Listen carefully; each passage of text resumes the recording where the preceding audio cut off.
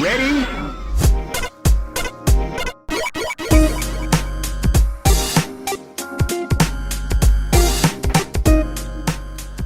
Hello and welcome to Rhythm and Pixels, a video game music podcast. This is episode 22-9, and we are your hosts. My name is Rob Nichols. And I'm Pernell. Every week we listen to great video game music from all consoles and all generations. If we like it, we're going to play it. And this week is a special live-streamed episode for our Patreon members. So this week we're actually going to listen to tracks submitted by Patreon members and by our listeners. So I think we got some good stuff, Pernell. Oh, we got way too much good stuff. It's actually, it's almost like, it's like you mentioned earlier, it's almost either feast or famine. Yeah. And admittedly, always preference to feast because famine's not good when you have to pick tracks. You want to, have some selection to give for people. But what ended up happening this month was it was famine for the whole month. And then within like 3 days, it was like, like the storm gates opened. And music just flew through them. It was amazing. Yeah, I think everyone has got, everyone has some time, maybe has some extra time to think about stuff, or maybe they're just more excited about the show because it's kind of normal. I mean, you're kind of here. Maybe can we do like a high five? Can we try a high five? Right. Other way. I don't know, man. You got it. One. I'm a man in a box. Two. Oh, you're so close. Oh, well. Bam. There you go. Remember, I'm on a delay over here. I'm looking at you through the stream. So, that's how it works. The important part is the feeling of 5 high is present. Yes. And that's what matters. And that's really what matters here. So we got that going on. I know you're playing through La Mulana 1 again. Except that you're playing through La Mulana 1 with no sub-weapons, and you read the cursed tablet, which turns the game on super hard mode. Yes. So that is wild to me. It results in some fun chats, too, because we're all still having our massive group chat over the game. And what's up happening is that it's almost like that thing I talked about before where when people talk about games on easy mode, but that doesn't apply here only because this game is only normal or hard. And, like, for example, Cameron will be like, I just beat this boss. And I'm like, oh man, he gave me a lot of trouble. And then like Cameron's like, no, I think it's pretty easy. And I'm like, oh yeah, I'm on hard mode. That's right. Yeah. I totally forgot. There's some things that make it a little bit easier that I just can't do right now. I'm getting through it. I finished 2 of the bosses. I know there's 6 more to go, right? Yes. Yeah, so and it's funny, well, more than that, just no spoilers, there's a little bit more. But what I think is funny though is due to the fact that and this I wish more games offered this scenario, but due to the fact that I'm playing it on hard, bosses are much tougher, which means that I didn't want to fight them when I normally would because I don't survive them. I needed more health, which means I spent more time avoiding boss fights and looking for health items across the different areas, which resulted in me doing a weird form of sequence breaking because I couldn't access areas that I normally could because I wasn't beating the bosses that unlock them. So I was finding back entrances and forgetting stuff that I needed to do because, like, why isn't this door here? Oh, yeah, I didn't beat the boss that results in this door opening up. But I forgot that, so I'm like, I spent more time looking for what the next thing was instead of just realizing it was time to give up and just go fight the bosses and get it over with. So it was interesting. It's been interesting. We can keep talking. We can talk about La Mulana like this whole episode again because it's just so compelling. Yes, it is. I actually spent way too long in the Mausoleum of the Giants because I thought that the puzzle was way harder than it was. Like I'm like, oh, I have to do a sequence of this thing and this thing has to happen. But no, you just run back. So much of the game is just sort of like, oh no, you're stupid. You just have to go back a little bit and then something's changed. Me, yeah, that's only for the Mausoleum. It's gonna get weirder. It's gonna get much weirder. I thought you psyched me out, and I'm like, oh great, this is gonna be rough. Yeah, it's gonna get weird. I had a thing happen the other day, which I can't say on here because Cameron will hear it and it'll spoil it for him. But it was an unexpected thing. I tried my best to not use the internet for help this time to see how much I could do without the internet. I needed it 2 times. 2 times, which for me is really good because I'm positive I've used it way more times than that on the last time I played through it. But I'll use it 2 times. And this last thing I did, I just kind of want you guys to get there because I don't think either of you are going to prepare for it. Like, even Cameron. And Cameron is taking pictures of everything he sees. He won't be prepared for it. I promise you that. But if he is, I owe you guys Cokes. But aside from La Milana, I try to get back into Pokemon. I've been putting off my gym leader duties for way too long. Right. And put that the grind challenges are getting restless, so I got to come back into that next week, most likely. So, Pokemon team is coming up. Back in the Cold Steel Trails. The problem I'm having with that now is that I still love the game, but I'm in one of the slower moments in the game that happens where it's just like, hey, you're having a free day off from school. Time to go fishing and help that kid find her cat. I'm like, I don't want to do that. I want to get to the story. But I'm a completist too, so I can't just ignore that stuff. I'm kind of trapped. I'm stuck in the loop. But aside from that, it's just stuff like IAVT colorful, weird nostalgia moments where I boot up older games because now, for some reason, I'm just starting to want to pick up old games again. Yeah, I understand that. I understand that feeling. I go through that every once in a while, but I guess now is a really good time to do that. So that goes to our listeners too. Explore some of not just the retro stuff, but the stuff that you really loved, maybe from a certain time in your life, because it's nice to remind yourself of how you felt. Oh yeah, of those times. And that's honestly a part of what La Milana is doing now. One last thing about the game, and I'll stop rambling about it. So, in my Facebook memories, I came across an interview that I did with Daryl. It was a period where his podcast that he was running at the time was doing interviews with the various gym leaders of the ECPL, and he interviewed me. This was in 2014 or 15. And it's a long interview, but it turned out he's like, what are your favorite games, bro? What are you playing right now? And sure enough, in there, in 2015, it's I'm all about this La Mulana game. I can't put it down. Of course. And at the same time as I was reading that, I had La Mulana on pause. So I was like, how weird is that? La Mulana here, La Mulana there, La Mulana everywhere. Hot diggity dang. Well, I want to give a shout out again to Carlos for coming on the show last week. That was a lot of fun. He was on just about every VGM podcast at the time, including he was on the Super Mercado Brothers, right? Yes. Right, which he's just doing a world tour of podcasts. Yeah, and Mercado Brothers, they just finished 400 episodes, and they got a big write-up in publication Ars Technica, and they shot up to 10 or 11 in the music podcasts Apple list, which is amazing. And that's awesome. And then Game That Tune, if you listen to that, they just finished their 200th episode. So they're catching up to us. Dun dun dun. So that's really cool. So that's a lot of great milestones for everybody. Alex Messenger, he had a special guest intro on his last show. Really? Yeah, I forget who it is, but he was there. Oh no, now I remember it was Kevin Conroy. Yeah. It was a voice actor. No, it was the Batman. As far as I'm concerned, it was Batman. It was Batman. So that's really cool. These little things can sort of reach out and people will get interested in this stuff. So I've been playing some La Mulana. I got back into Street Fighter V, and so I'm grinding on that to get a little bit better to start challenging more players again. I've been playing a lot of DDR, so you can catch me on twitch.tv/Rabumon with 2 B's, ROBBUMON.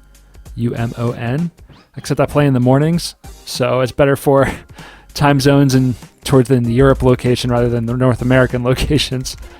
So I'm doing a lot of that, and I'm doing a lot of game development. So I have a top-down twin-stick shooter I've been working on. That today I finished up AI for some of the enemies. I got the actual gamepad controls working real smooth, and so there's a lot of stuff I got finished, camera motions and zooming in and zooming out. But it's only using Virtual Boy colors, just the 3 reds and a black. So it's very interesting looking. Christy is always are you working on that red game again? It's all ready and bloody. Oh, you got a challenger in Street Fighter. Oh, someone's coming in who's a new challenger has been accepted. Oh, it's Daryl. The challenging fact here, he is a trash talker, so just warning you in advance, but he has offered the challenge. Oh, that's okay. I don't play with a headset, so he can say whatever he wants. Now on Xbox 360, I have a headset, and it's all about the skill there. Every Friday night was Drunk Fighter 4, and that's all we did. Truck Fighter 4. I would play that. So let's get into some music, and then let's talk about some of these tracks. So we asked our Patreon listeners and our listeners in general to come up with some positive jams. We had a positive jam episode for ourselves, and we wanted to open it up to everybody for the month. I think, guys, funny enough, worth noting though, we were doing our positive jams episode, but right before we originally aired it, the suggestion actually came from the dude, which was an interesting coincidence, because, like, wait a minute, we're doing a Positive Jams episode tomorrow. And he suggested, I was like, you know what? Yes! And we talked about it, and was like, yes! It's like, it's just right. And it's nice just to share like, it's one thing for us to be like, hey, guys, here's some Positive Jams that we think you want to hear, but it's another thing also when the listeners are like, this is what's getting me through this. This is what makes me feel good. And I think it's going to be funny when I go through my picks, because the suggestions that came through were ridiculously uncanny, and we'll talk about it when it gets to those points. Oh, okay, yeah. I was shocked. All right, well, let's go with your first track then. Okay, my first pick comes from Davy Cakes. And the track is from Phoenix Wright, Ace Attorney, and it's called "Congratulations, Everybody." I love this by dude. Sugimori Masazaku. I gotta say, a lot, not a lot, but like often we'll play tracks that we've played before on these Patreon episodes, just because they're suggested. We'll do that with guests that we have on the show. But it's so worth it to hear like songs like this again, because I'm reminded of how much I love this music. So let's listen to this one.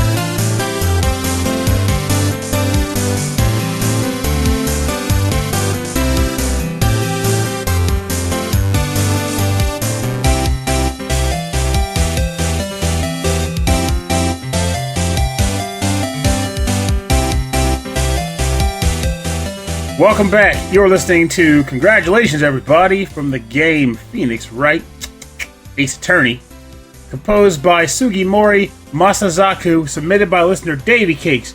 Now, this one was one of a no-brainers. I'll admit it's kind of cheating in that regard for me anyway, but this track is a positive vibes track for me personally. I just wouldn't have picked it on our episode because I've already picked it for the ringtones episode way back in the day. Right. Because this was my first ringtone that was ever done for me customized. Because I love this track so much. And back then, I didn't know what the actual name of the track was. So I just called it April May because of the name of the character that is on screen when they first played in Phoenix Wright 1. Oh. And then later on, of course, I got the real name, which was Congratulations, Everybody. And then there you have it. And I still listen to it to this day, bobbing my head when I want to feel good about something. It's a jam.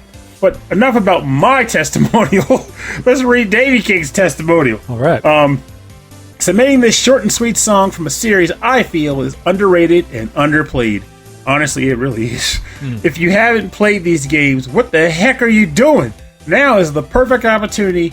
Get on it. They're funny, intriguing, a little baffling in parts, but ultimately, just a great time. And they are just a great time. I have 2 in my backlog I still need to play through, which was like Spirit of Justice and Dual Destinies on the 3DS. But every one I have played, they always end up with the same thing, where I'll play bit by bit here and there, but when I get to the last chapter, that last case will keep me up all night, every time without fail. Never fails. Because they're that gripping, that good, that dramatic. Congratulations, everybody! You just got a great game suggestion. Yeah, it's a really good suggestion. Something about like that the first part, it just sounds like, there's a lot of cymbals. Like if this was being played live, like everyone's like pumping their fists up in the air and it's like ba ba ba ba. But it's just so happy, You can't get over that kind of happiness. It's a truly joyous track. It really is. And one that I'll never tire of. Like, it's a short loop, but I have played this for upwards like 15 minutes straight without batting an eye. Because it's just that freaking good. It's that good. It's just like Care Bears happy. Yeah, it is super, super happy. Bedroth is Care Bears happy. It is. Well, that's speaking of Bedroth, the next track comes from Bedroth. We're going to listen to another really pleasant tune. This is from Super Mario RPG for the Super Nintendo, composed by Yoko Shimomura. And Bedroth picked Hello, Happy Kingdom. We're going to listen to that one next.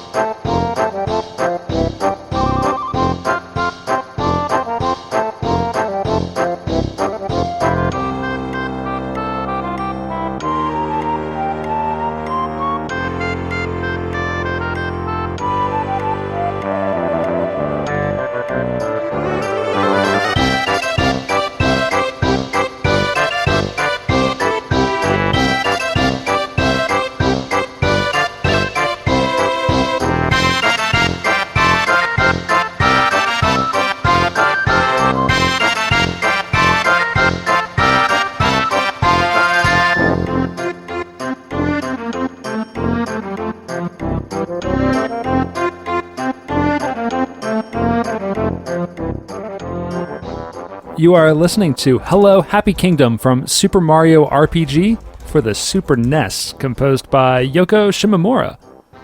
And yeah, I like this. This track is really fun. It's really dynamic. It's very loud in sections, very quiet in other sections. I think that's really an interesting choice because it's like coming from a classical background, where all the instruments are spaced and how loud they are. And then I love how it builds to the end with those I guess it's like a tuba sound. It's like boom, boom, boom, boom. It's nice. I like it. I like this a lot. I think it plays in the Mushroom Kingdom area, actually, funny enough, which is pretty cool. Well, let's listen to Bedroth's testimonial. He says, I like to contribute a song that always brings a smile to my face, both for the memories of the game that it inspires and for the pure jaunty bliss of the tune itself. I mean, it's right there in the title. I like to hear Hello Happy Kingdom from Super Mario RPG, which plays in the Mushroom Kingdom town area of the game.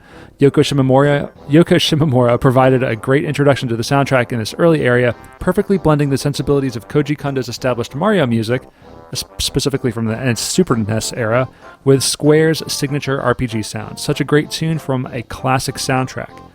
And then he says, I've got a question for y'all as well. I know that Pernell has mentioned several times how much he loves Lonely Rolling Star from Katamari Damacy. Yeah. And what about you, Rob? When you think about your favorite video game tunes, are there any songs that spring immediately to mind? Aside from Lonely Rolling Star, I have to say it's Happy Birthday Gimmick from Gimmick for the NES. That's like perfect. Like that's a good pick too. I'm torn between Vampire Killer or Bloody Tears. Like those are tunes that I can just never get out of my head. And a licensed track. Like I was really into Wipeout for the PlayStation, and there was a track from Sasha called Expander that, like, when I had that game, you can actually choose the music that played on the levels. I would just deselect every track except for that one and just listen to it over and over again because it's the perfect song for that video game. So I just realized. So Christopher, sorry, Christopher, but it's related to what you just said too. Yeah. So Christopher mentions that he, like you, is a huge fan of Gimmick. Happy Birthday from Gimmick, and I just want to take the chance to say, well, I don't know, I think we may have played it on the show before, but if we did, it was so long ago that it's worth mentioning it again. Check out Steel Samurai's rendition of that song, because it is stupid good. I heard it before. Did they do Happy Birthday? I thought they just did Strange Memories of Death. I'm sorry, that was what it was, but Yeah. I thought it was like rolled into that somehow, maybe. That song rules. So I mean, that's an amazing tune. That's not even like in the game proper. I think it's a hidden track or like an unused track on the cartridge. But it's because them. I even learned what Gimmick was, and as far as like, you ever heard of this game called Gimmick? And you're like, yeah. It's awesome. Yeah. Like what? You knew about it before me? Of course I did. But yeah, like when I think of like great game music, I mean like the original Castlevania series, specifically the music from Castlevania 2 is what really, like when I was really young, that music really got stuck in my head. Also, the theme to Solstice by Tim Fallon. Mm-hmm. Like I used to listen to that all the time when I was younger. I would just leave it on the title screen and just listen to that music because it was so good and it was so amazing how long it was. So yeah, that's up there for me. Game music is an interesting beast for me in the fact that it's up there like when people suggest, hey, can you name your top 5 board games or your top 5 video games? It's hard to narrow it down. I really can't. Yeah, like I'll be like, here are the songs that most come to mind for me, but that's always subject to change. Like, you know, there's Holders of Power and the Solomon Shrine theme from Ys, and like he mentioned, Lonely Rolling Star. Yeah, it's hard because like you want to think of those iconic tunes, but Lonely Rolling Star is so. I mean, like the lyrics, you know, it's got such a good hook to it. There's not much to compare it to. Oh yeah, but there's even like weird days like where the tracks that'll come to mind are the stage theme from The Rocketeer or the stage theme from the NES Superman game, both of which are games that no one talks about. You know, nor should they. I think of the music from Incredible Crisis a lot. The Teneo Dance Fever from the first stage. I'll just be sitting around. I'll be at work, and on my mind, all I hear is. It's just whenever I think of it, it's good like strut. You got to strut to that tune. Whenever I think of Incredible Crisis, all I get is pick it up, pick it up, pick it up, pick it up, pick it up, pick it up, pick it up. Forever endeavors, just picking it up. It's always on the ground, and you always got to get it. You got to always get it. You keep dropping it. Pick it up. What are you doing? What's your next tune? All right, so my track of choice for the next shebang is from great friend and listener Dan Loughton. Yeah. From the game Chrono Cross, and it is the Arni Village home theme. Ooh. Sony PlayStation game, of course. Yeah, I love the music. Oh, God, I love the soundtrack so much. And composed by Yasunori Mitsuda. Yes, it is.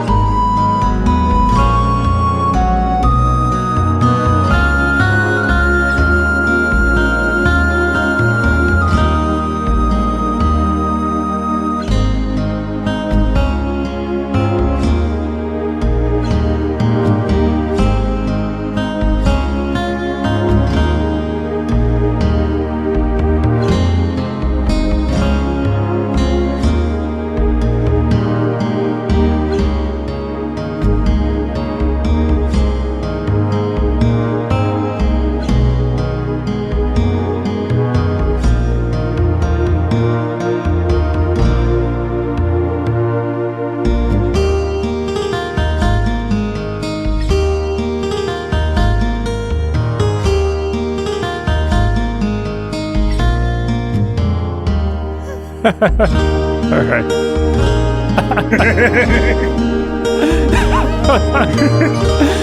We're both doing like dumb dances. All right, you're up. Welcome back.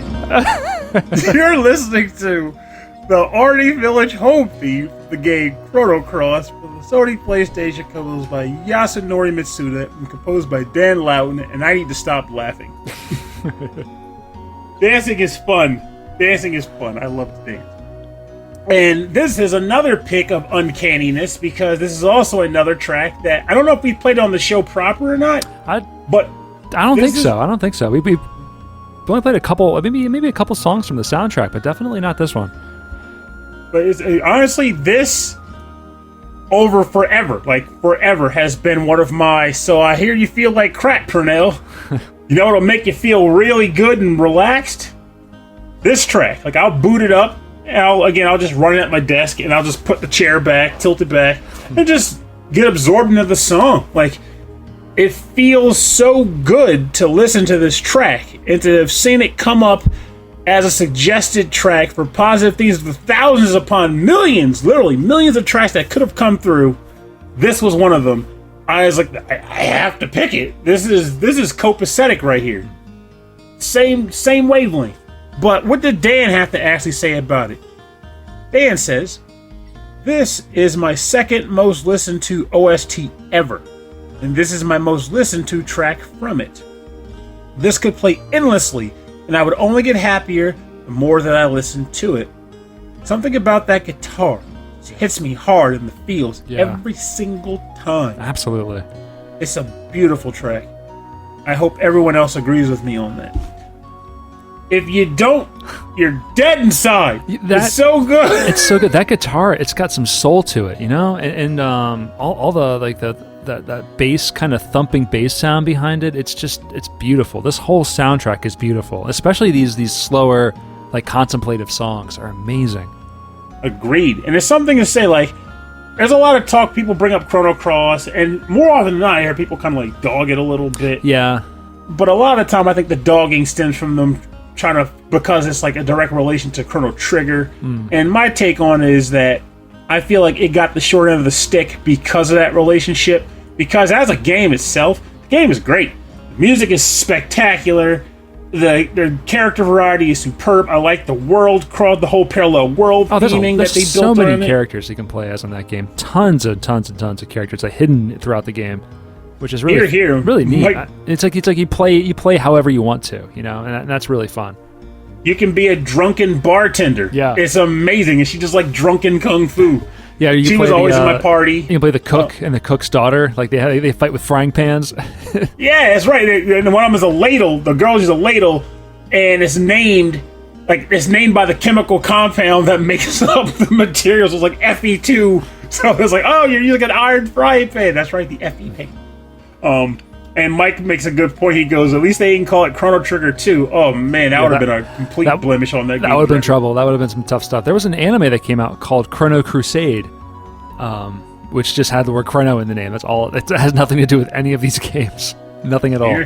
But it was great anime. I didn't read much of the manga, but the anime was really good.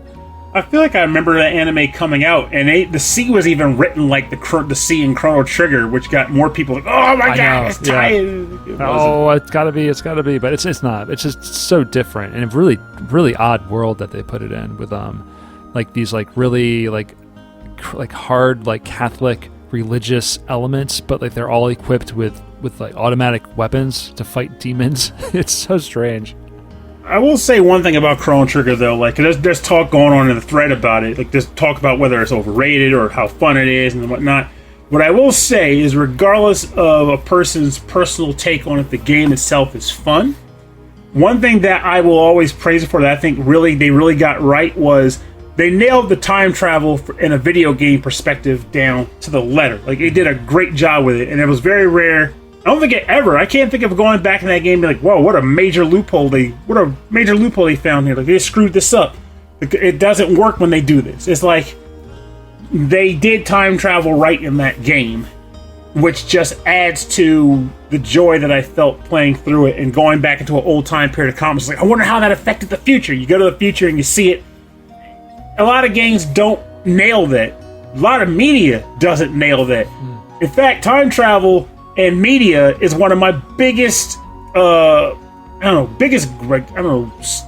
what the word I'm looking for is right now, but the thing that drives me crazy. It grinds my gears. There we go. Stick with that. It really grinds my gears. I was waiting for you to say that. I'm like, he's so close to saying grinds my gears. Like, it's going to happen. It's going to happen on the show.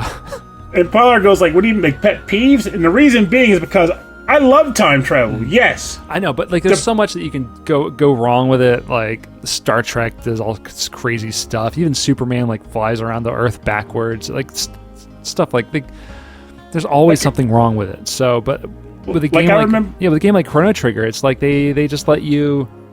It's like you're not really worried about it. There's something magical about the whole experience.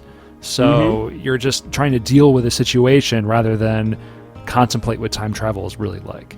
Like, fun fact, this was like maybe 2010 or 9 or something, years ago, before I moved in the apartment even. But I was at a friend's house, we were hanging out, and we got the wild idea to watch the Back to the Future movies, because I had never seen the third one at the time. Okay. Only the first and second, so I was like, let's just marathon all 3 movies. Third one's fun. Third one's like stupid fun.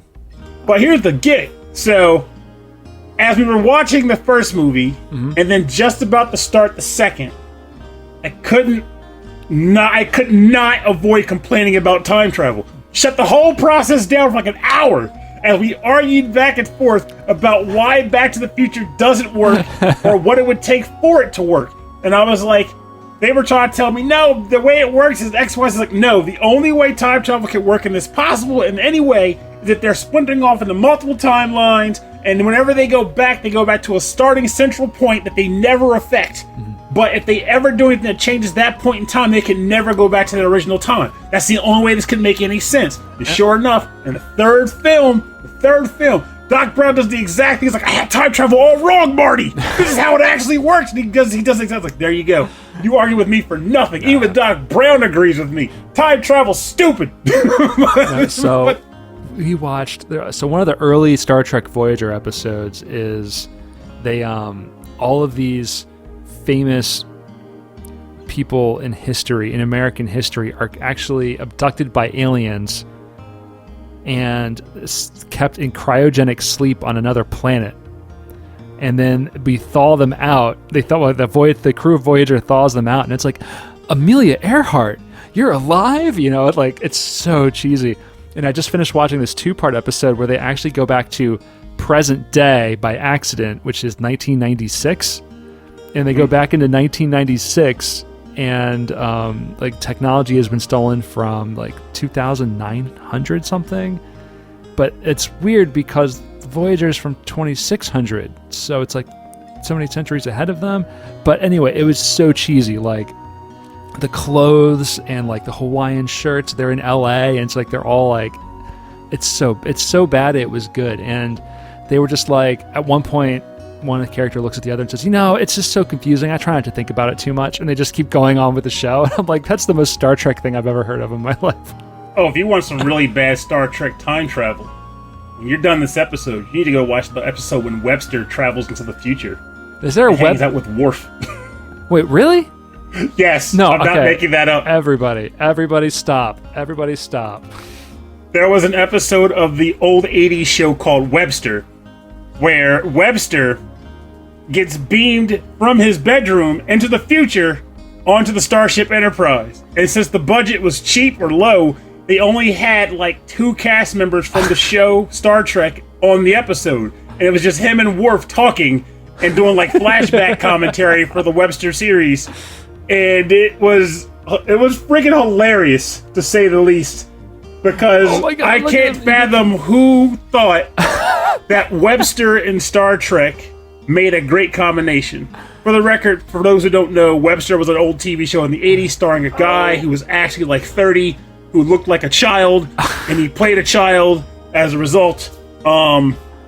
It was a heartwarming, great cartoon, like live action show back in the day. Check him out dancing on the bridge. it was something, to say the least. I need to watch The Butterfly Effect. I've never seen The Butterfly Effect. That's a great movie with Ashton Kutcher.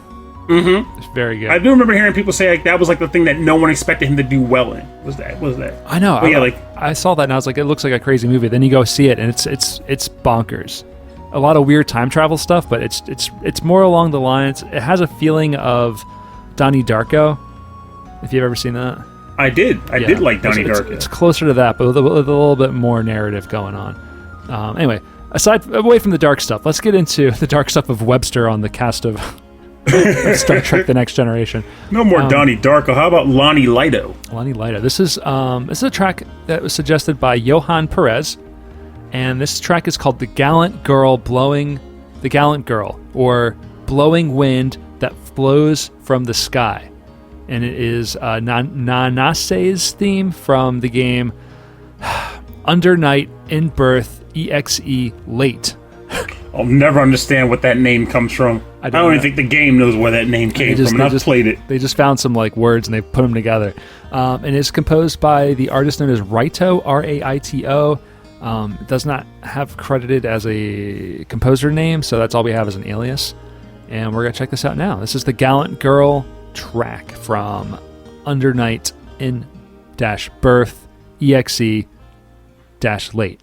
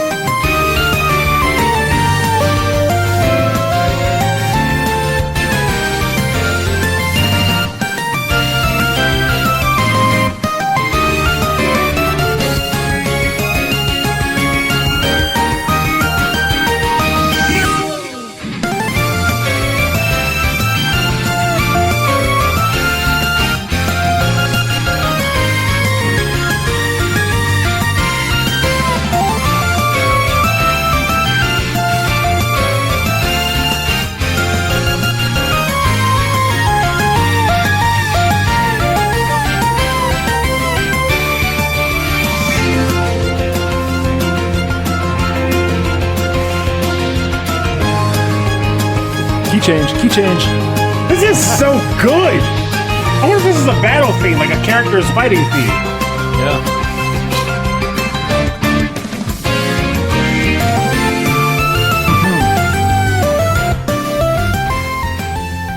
All right, we're back. You're listening to Gallant Girl, or Blowing Wind That Flows from the Sky, which is Nanase's theme from the game Under Night in Birth EXE Late, composed by Raito, Raito. And this was selected by listener Johan Perez.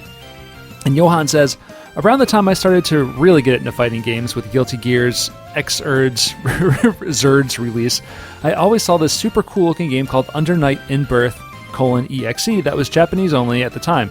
I didn't really have the money at the time to import it, but I had seriously been considering it for months. Once I heard UNIST was coming to the States, coming to the States, I took the plunge and it became one of my favorite games at the time. The gameplay was slick, the music was incredible, and every character I played felt awesome.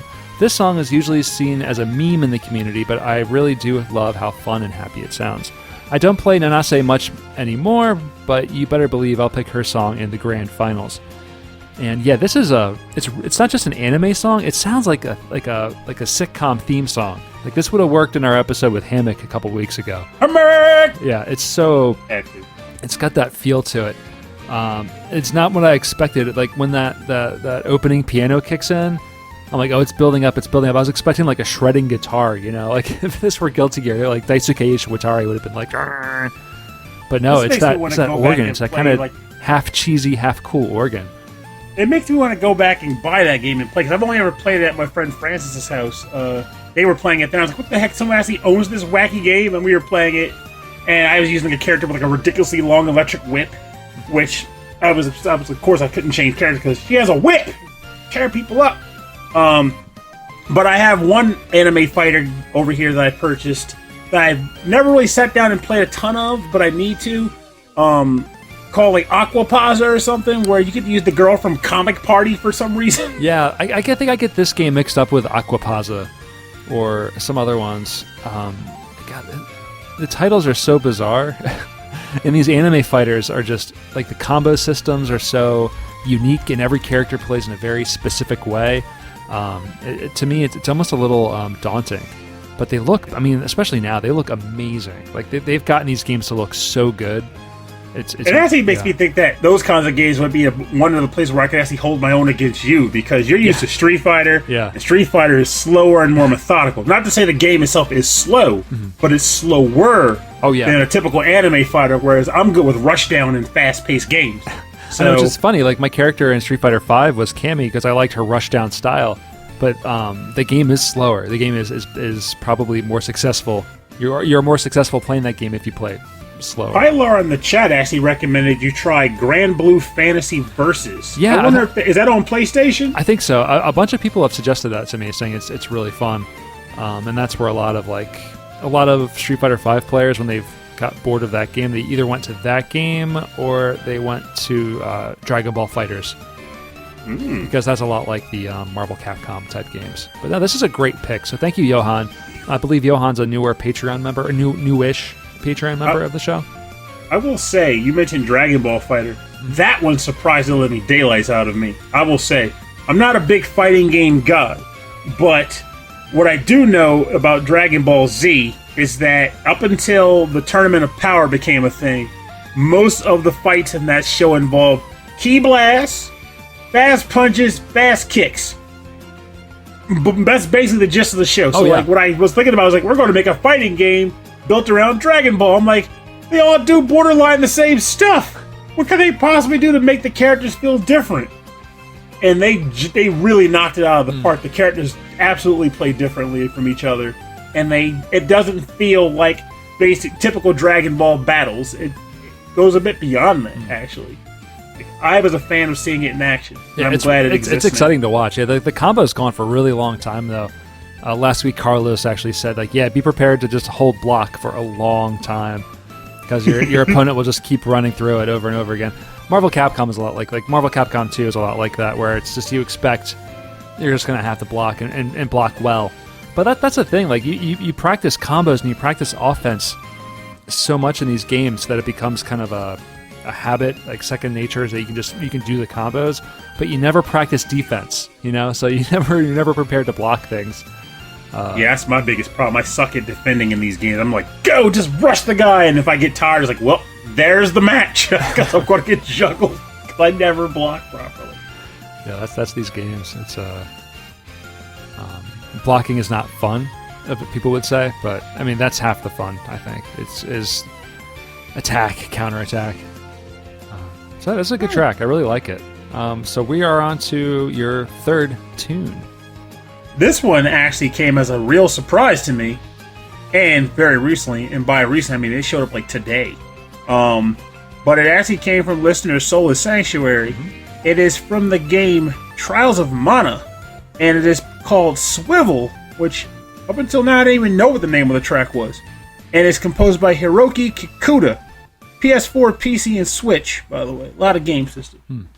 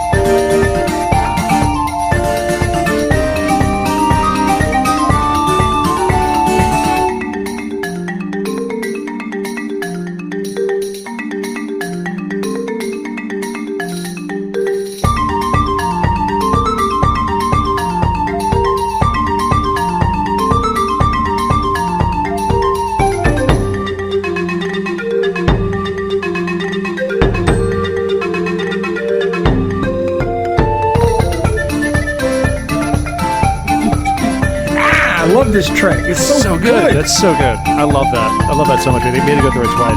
It's so good. Welcome back. You're listening to Swivel from the game Trials of Mana, composed by Hiroki Kikuta on the PS4, PC, and Switch, submitted by listener Soulless Sanctuary. And this is another track that hits me in the holy cow, I did not see this coming, but then it did. Though I kind of should have, in a sense, because Trials of Mana has been Pilar's like bread and butter lately. This is her jam.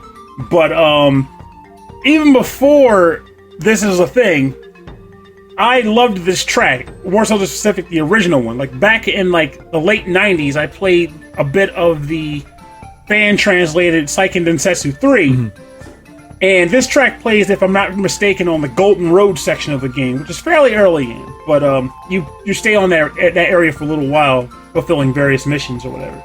And this track was very lively, very upbeat, and it was like the first point in the game where I was like, this feels very much like Secret of Mana, because back then none of us knew what a Seiken Densetsu. We were like, oh, Secret of Mana 2!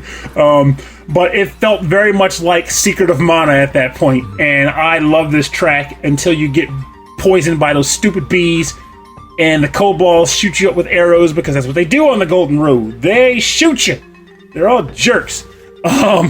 But I love this track. It felt nice to see it pop up in the feed. It brought back a lot of good memories, and then I was like, well, this has to be on the freaking show. It's almost like dangerous to admit that, because like next episode, I'm like, here's submit tracks for the show. It's like, wait, our game's pretty likes. But I should read the testimonial because she wrote a good one for it. Yeah. So let me see. I have always noticed and accepted that I am most likely a huge fan of niche titles. Not sure why, but there's always something about them that feels more personally connected to me than the average typical mainstream title. So imagine myself crying and yelling with my brother while playing Seiken Densetsu 3, which is now Trials of Mana, and when that made a surprise remake reveal for release. If I am more honest, this news made me way more hyped than Final Fantasy VII Remake. Final Fantasy IX was my first JRPG, and still my most favorite Final Fantasy title. In fact, I remember playing and loving this game back when I was in high school, and when emulators were a thing. Now that they're still a thing. They ain't going nowhere, baby. Now that I'm playing it, it still felt familiar, with that nice coat of paint and a refreshing gameplay loop. This track I picked is one of the most memorable tracks from its SNES incarnation. For me, the sound present in Swivel shows just how whimsical the world of Mana actually is. Maybe this is why I'm so drawn to the game itself. It seems a lot of niche things I like are just that, whimsical. Makes me smile like a little kid all over again. And that's a good testament. That's really good. I like that. Just hearing this song can just bring up this memory and make you smile. Hear just the song on its own makes me smile. I really love it. It's a gem. Like I will say, his Hiroki Kikuta's Mana compositions, there's not a dud among them, and they generally, well, I won't say generally because there's tracks like that freaking spooky like crypt theme that plays in Mana that just Secret of Mana just says nope, spooky, cryptic, freaking out. But his upbeat tracks are really upbeat. Like, there's Golden Road for me, then there's that one, like, relaxing track that plays in North Town on Secret of Mana that always hits me in the feels, something fierce.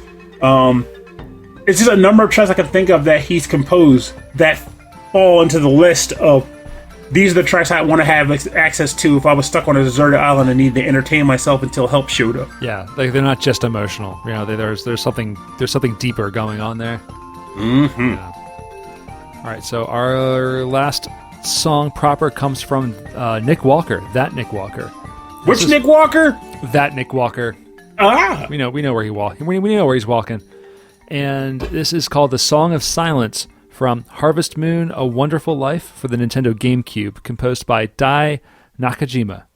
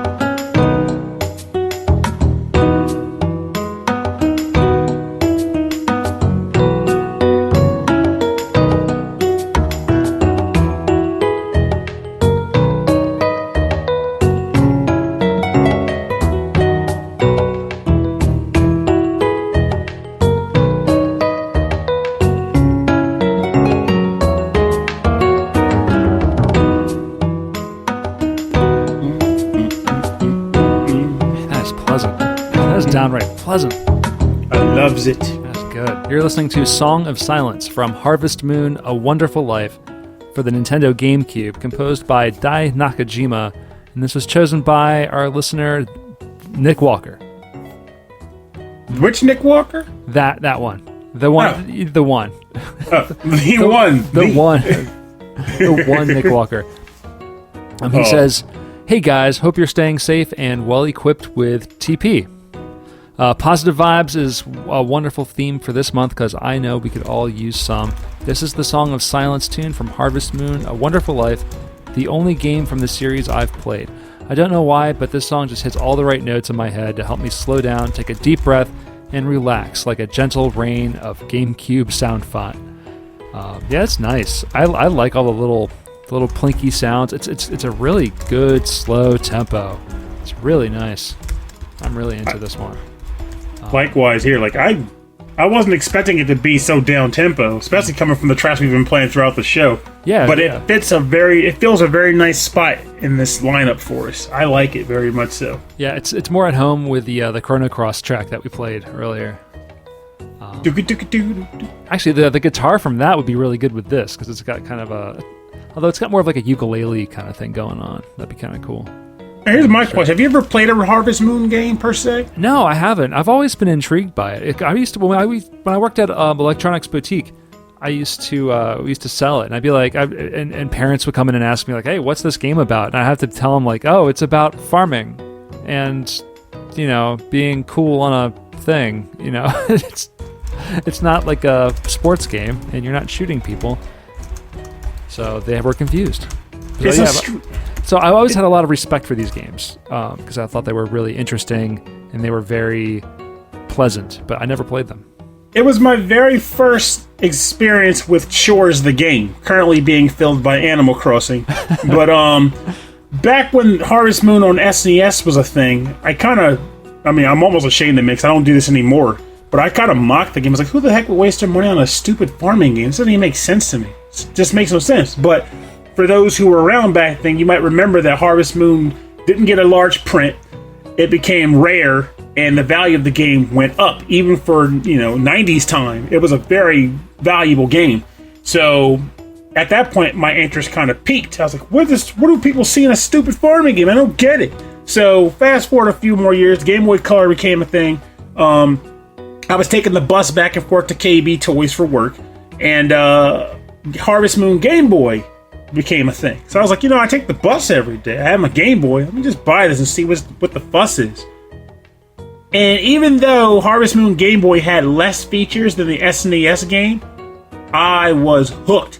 I was obsessed with the idea of growing the perfect set of tomato crops, milking all my cows, and everything. Every day on the way to work, I was obsessed with getting everything right. My farm was on point. You hear me? Profits were being made. Fairies were being discovered for special tools. I was on board. And the weirdest thing about it is, I couldn't quite explain why I was enjoying it. Because it didn't even have the slice of life elements that Harvest Moon became known for. It was literally grow crops, harvest animals, get paid, and do it again. And I was on for it. I was in like Flynn. And now that's how I am now. Like, I still play Harvest Moon games and Rune Factory games. And then there's Forager, which is not quite Harvest Moon, but it still ticks some of the boxes. Like, I gotta get these things done so I can get the money out of this machine. So I can do it again. Gotta get my crops grown. It's addictive. You mentioned Forager a few times on the show now. Yes, Forager is a jam. It's not a farming game per se, but it ticks the boxes of a person that a person could get from Harvest Moon, which is there's a lot of crafting involved, but the crafting comes from stuff that grows on the islands. So you grow the stuff, and then you build the facilities that allow you to mass produce the things you want. So the crops, quote unquote, are facilities that you build, and the facilities produce what you want, which then can be used to make more things. And then you might find more islands to expand onto. Now, eventually, if you're really good, you can create this auto-running, chain of production that just makes the stuff you want. Oh my god, game is so it sounds like a lot like a board game, you know what I mean? Yeah, exactly. It hits those notes. Yeah, you want to have the optimal play. like, you don't have to because the game isn't really timed or anything. Yeah, but you're building that engine, you know? Like, yeah, you want the engine.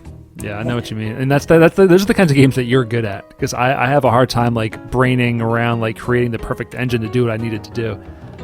Mm-hmm. All right, so I'm going to turn this super chill track down, and we're going to get into the part of the show that we call the bonus round. Bonus round. It's time for bonus round. The bonus round is where we play covers and remixes and arrangements, and we got some really nice tracks to pick from. So, Pernell, what are you going with? Everybody, time to saddle up because we got a long one coming in. So, funny thing, when this episode was going to be done, I originally thought, well, I hope Das Do submits something good because I'd feel weird if I didn't pick something from his, considering that he suggested the track or the topic. But luckily, he submitted a great track, and I have no qualms with picking it because I like it very much, and hopefully you guys do too. This is the Jazz Video Game Medley, Movement 1, The Joy of Gaming, composed by Insane in the Rain Music, and it is a banger. So I hope you all enjoy spending time with it. All right.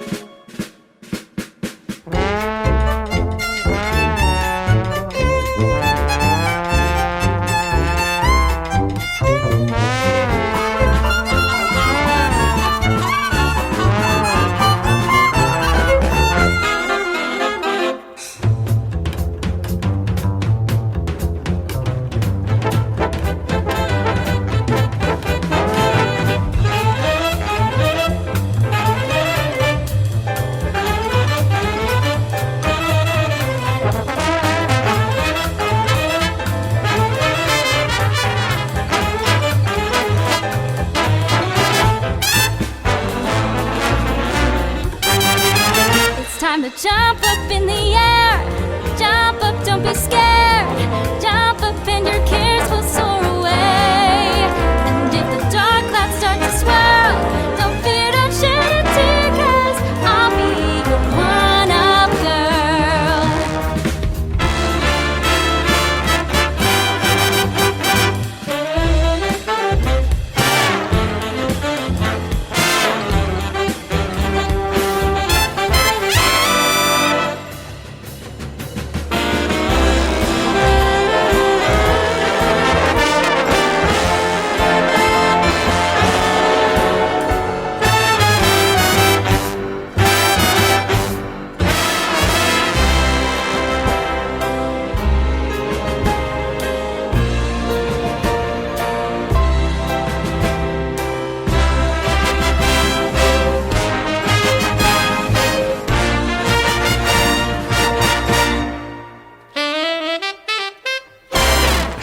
That was great. That was good.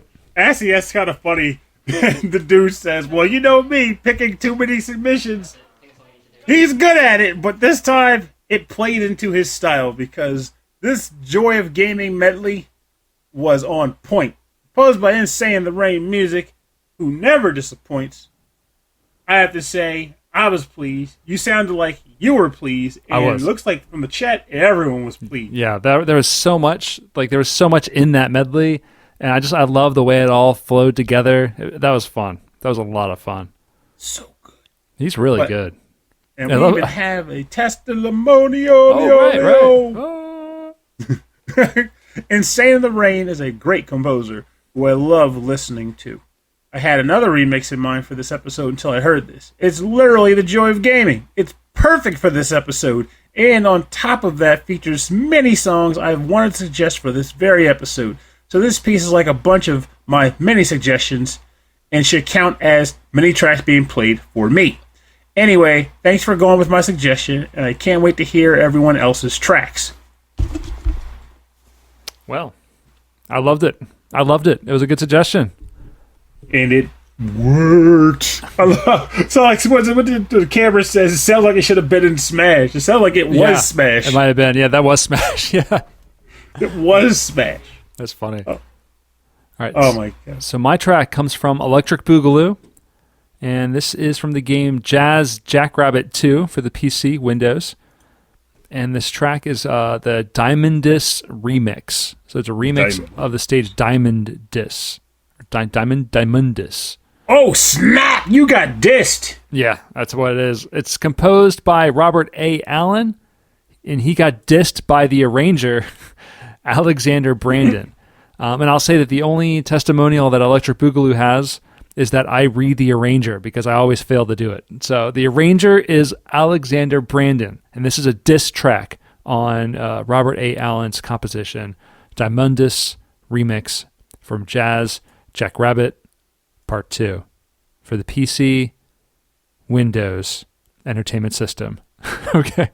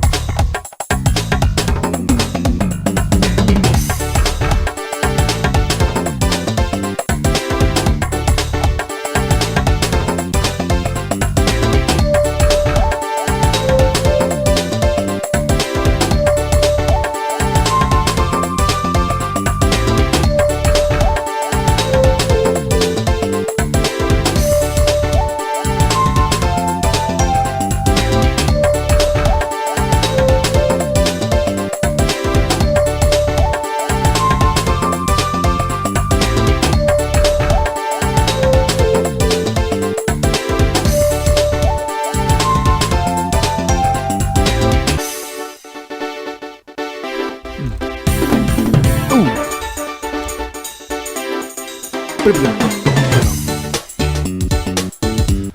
song is so cool. This is from Jazz Jackrabbit Part 2 for the PC, Windows. This is the Diamondus remix, composed by Robert A. Allen and arranged by Alexander Brandon. And this was suggested by Electric Boogaloo. And I love this tune, man. This is like a mix of, I don't know what's a mix of. It kind of reminds me of Crash Bandicoot a little bit, like that kind of sound. But it's so much funkier. I love it, man. It's got a great beat. It's got a great beat. What do you think? I've been really enjoying these bonus rounds because they're fantastic tracks. And yet somehow, for some reason, they've done their job of kind of being like they're music that you want to have conversations to. Like, I felt more compelled to want to talk in the chat for the group while the music played because it fit the scene so well. It's great. Well, when this is over, we're going to have like a barbecue party in the backyard, and we're just going to play all these tunes. This is going to be our playlist. I like the sound of that. Yeah. We can have like the positive vibes BBQ. Yeah. I would say we could live stream it, but it'd be a really boring live stream. We'll just be sitting there like moving pieces on a board. Yeah. Well, I might set up the turntables, and maybe we can like have like a live DJ session, and you and I can like play DJ for part of the night. That'll be pretty fun. Yeah, kind of fun. I can get that thing where you get the glass, the shades on, like. Yeah, I think all the DJs do. You know, you just kind of lean forward, close your eyes, like you're just kind of scratching to the beat. Yeah, man, I'll teach you to scratch. It'd be fun. That's good because I got this really bad itch. It's Yeah. been driving me crazy. You gotta lately. You gotta stay out of the poison oak. Professor Poison Oak. Professor Poison Oak. Oh, I love it. That's his punk rap name. version of Professor Oak. That's his rap name. Professor Poison Oak! What's up? What is up? MC Professor Poison Oak. All right, well, for more information on our bonus round, go to rhythmandpixels.com. We'll have links to the SoundClouds and Bandcamps and everywhere where you can buy the music and support all of these artists.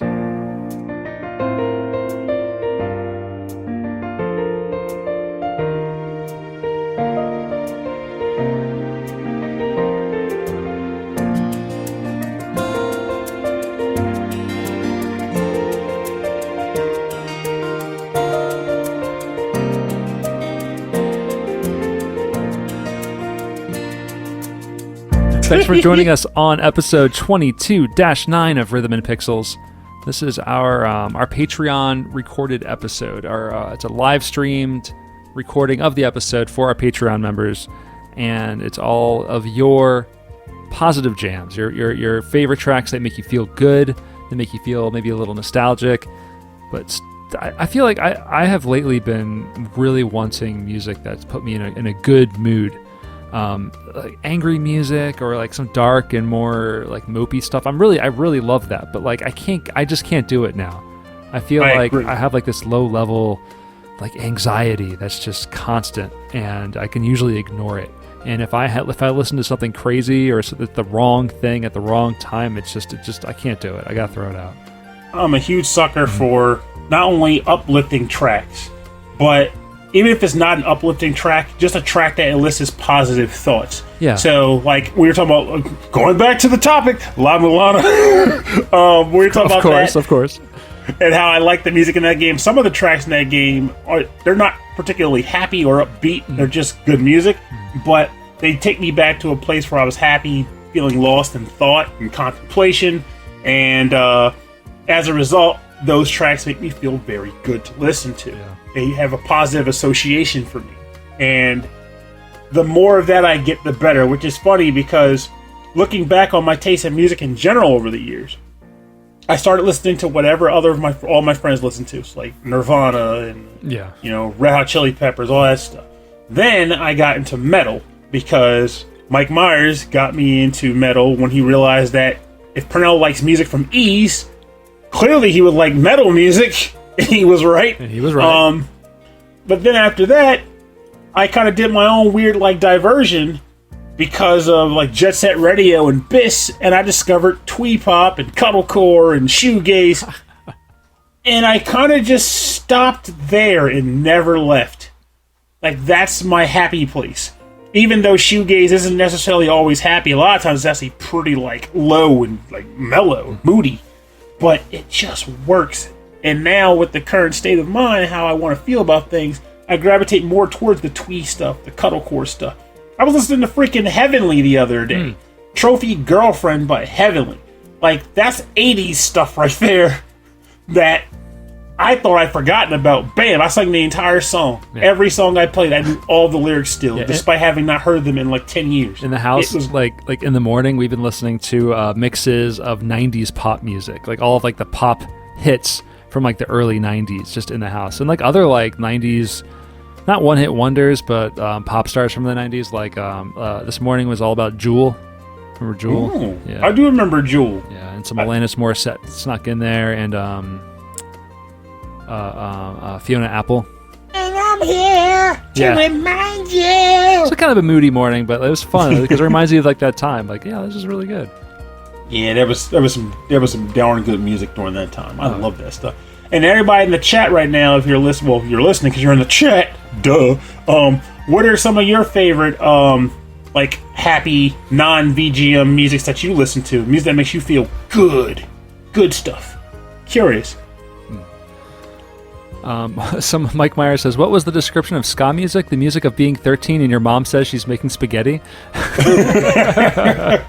I don't know, man. When I was a kid, I did not associate spaghetti being for dinner as a good thing. I got tired of it very fast. I don't know. It was my mom's go-to. Chris Murray says, "Post-hardcore makes me feel really happy." Yeah, a lot of people are. A lot of people I know are really into that, like the post-hardcore, post-punk, or pop-punk. The scene that was really, really, really good.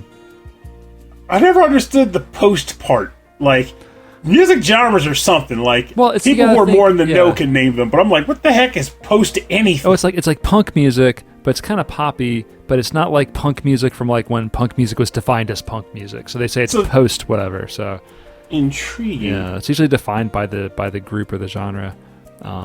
Davey Cake says shoegaze, funk, ska, and retro wave. I've been listening to a lot of chill wave while at work too. That's been really nice. Davey Case is going to have to recommend some shoegaze to me because I'm all about when people like shoegaze. It doesn't happen often enough. Well, if you're listening to this show on the podcast and you'd have some suggestions for us, and if you have any like nice things to say, nice music that you're listening to that you'd like for us to listen to, the best way to do it is to send us an email. rhythmandpixels@hotmail.com. And if you would like to have more information about our show, if you'd like a full track listing from all of our episodes and access to all of the episodes, go to the website. rhythmandpixels.com. Go to youtube.com/rhythmandpixels. We have a 24/7 radio station playing nothing but 8-bit and 16-bit classics and deep cuts. That's always really cool. That's been going on pretty strong for, I don't know, like a year or two now. So it's been going for a while. And you can check us out on Facebook and Instagram and Twitter. It's Rhythm and Pixels, all one word usually. And if you'd like to support the show, just tell people about it. It's always good. It's good to do. It's a good thing to do. Share the links on social media or whatever. Like, hey, this is a fun thing, and I like music. So you like music? Do you like stuff? And people, do you like things? Or if you can support us in other ways. Go to patreon.com/rhythmandpixels. And you can support us there. And by supporting us through Patreon, you get access to prequel episodes every week, except for the weeks that we do these live streamed recorded episodes. You get access to a private live stream of me and Pernell recording an episode every month. And the prequel episodes are a lot of fun because we've been having a lot of guests on the show. And so we have like a 10-minute, 15-minute chat just about anything, usually stuff not related to the episode. So get some insight into what we're talking about at the time, what we're dealing with, what we're doing. And we also like to thank all of our Patreon members at the end of every episode. And last month or last week, someone suggested that I do a Pokemon rap to all of the Patreon members. Did you actually attempt to craft one? No, I'm just going to say the names, and it's going to be really horrible, but I have the beat, and we're going to listen to the music. Here we go, Pernell. It's going to be something. It's gonna be something, all right. Are you ready? Dun dun dun.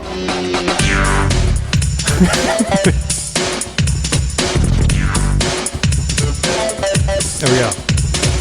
That Nick Walker, Mike Myers, Takahiro Howard, David Taylor, Reinhard Sakova, Andreas Melberg, Dan Loughton, Phantom Jest, Steve Miller, The Autistic Gamer, Cameron Worma, Christopher Shenstrom, Bobby Arson, Wicked Sephiroth, Carlos from The Heroes 3, Michael Bridgewater, Brian Pitt, Butts, Bo, and Hammett, Johan Porres, Bruce Irons, Ed Wilson from the VG Embassy, Alexander Proudfoot, Davey Kicks, Das Dude, The Last Weekend, Bedrock, Kitsarita, Soulless, Sanctuary, Mix 6 Master, Damian Beckles, Joe Vassallo, OK Impala, Chris Marie, Chris Senerson, Alex, The Messenger, and David Smith.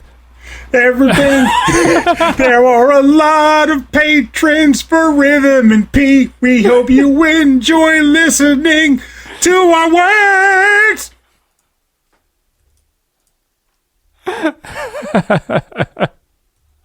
That was something, wasn't it? That was great. Actually, you didn't drop the beat at all. I feel like the important thing was not to drop the beat because everything else was just gonna go wherever it was gonna go. Honestly, even on the actual show where they do it, I feel like sometimes you're just like, just say the word, whatever. Just say the word. The words are gonna match the up. name. As long as you're on the beat, everything's good. So if you want more of that, tune in next week. Actually, I don't think we have a topic scheduled for next week, do we? We do not, which means we'll be digging. If you got any suggestions, fire them off. Otherwise, by the end of the weekend, Rob and I will just come up with something. We'll have That's what something. we do. All right. Well, we'll see you next week. Thanks for listening to the show. My name's Rob Nichols. And I'm Pernell. Have a safe week, safe night, and we'll see you next time. And remember, positivity is one thing to stay indoors and play games and such, because that's what we do. We're gamers. We play video games, we lounge, we relax.